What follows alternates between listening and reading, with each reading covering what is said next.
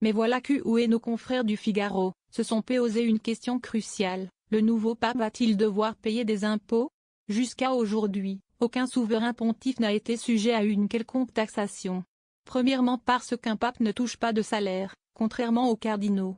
Mais voilà que Léon XIV possède la nationalité américaine et ça qui change tout.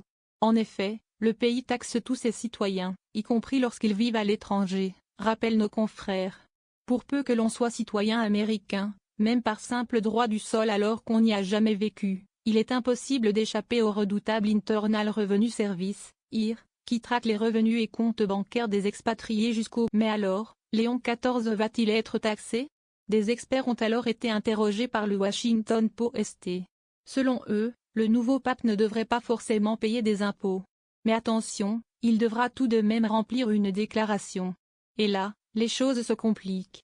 Il devra par exemple indiquer qu'il occupait un logement de fonction, même si celui-ci doit être exempté de taxes. Ainsi, selon les experts, Léon XIV va devoir se faire aider par des professionnels, il aura probablement besoin d'un comptable pour déterminer comment convertir ses avantages en revenus pour sa déclaration fiscale américaine, a précisé le Washington Post.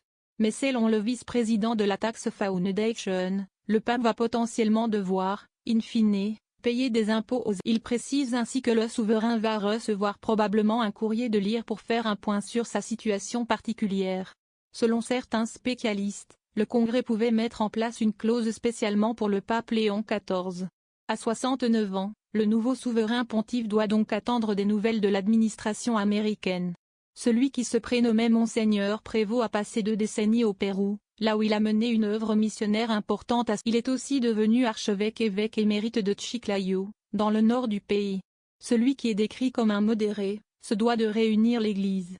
Le message est toujours le même mais le moyen d'atteindre les gens d'aujourd'hui, les jeunes, les pauvres, les politiques, est différent, avait-il lancé. Après le décès du pape François, Léon XIV avait indiqué, « Nous ne pouvons n'est-ce pas nous arrêter, nous ne pouvons pas revenir en arrière », avait-il affirmé en avril.